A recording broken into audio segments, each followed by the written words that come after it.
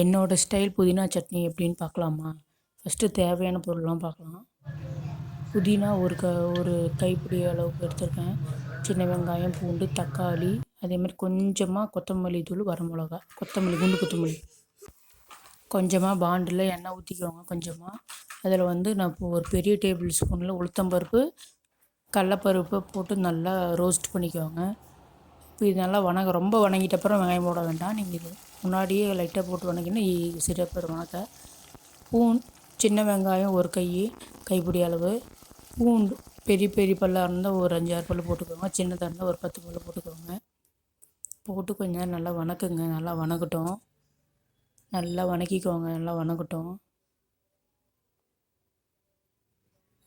இப்போ இது வணங்கன்னு நல்லா மீதி பொருட்கள் சேர்த்தலாம். வரமிளகா ஒரு 2 இன்னும் ஒரு 3 போட்டுக்கோங்க. காரத்துக்கு தகுந்த மாதிரி.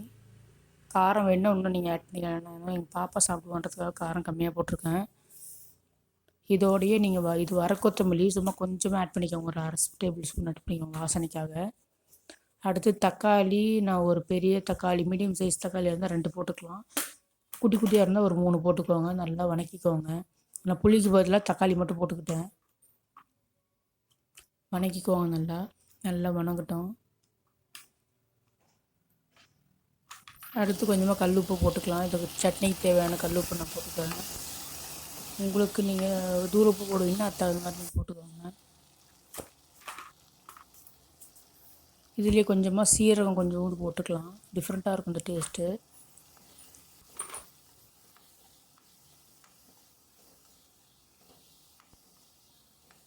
பாருங்கள் நல்லா வணங்கிட்டுருக்கு. நல்லா வணக்குங்க. இல்லைன்னா அந்த பருப்பு எல்லாமே தீஞ்சிடும்.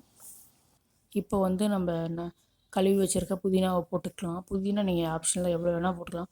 இந்த டைமில் நீங்கள் புதினா கொத்தமல்லி 2க்கும் சேர்த்திக்கலாம். நான் வந்து இப்போ புதினா மட்டும் ஆட் பண்ணிக்கிறேன். புதினா நிறையா போட்டுங்க.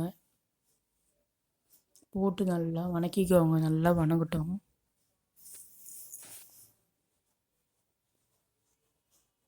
நான் கொஞ்சம் அந்த ஸ்வீட் பேலன்ஸ் பண்ணுறதுக்காக கொஞ்சோண்டு வெல்லம் போட்டிருக்கேன்.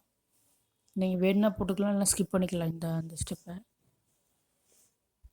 இது நல்லா வணங்கிடுச்சுன்னா ஆஃப் பண்ணிவிட்டு தேங்காய் ஒரு 4-5 பல்ல ஃபஸ்ட்டு வந்து மிக்சியில் அரைச்சிக்கிட்டு அதுக்கப்புறமா இதை அரைக்கலாம். ஏன்னா தேங்காய் இதில் விட்டுக்கு போட்டு அரையாது. ஸோ இப்போ பாருங்கள், நான் தேங்காவை போட்டு ஃபஸ்ட்டு ஒரு 1/2 கப்பு தேங்காவை போட்டு ஃபஸ்ட்டு அரைச்சிக்கிட்டு அதுக்கப்புறமா ஆறின பிறகு இந்த வறுத்து வச்சுருக்க புதினா சட்னி தேவையான எல்லாமே போட்டு அரைச்சிக்க போகிறேன். நீங்கள் இந்த மாதிரி நைஸாக அரைச்சாலும் சரி, இல்லைன்னா கொஞ்சம் முன்னாடி அரைச்சிக்கிட்டாலும் சரி. அவ்வளோதான் என்னோடய ஸ்டைல் புதினா சட்னி ரெடி.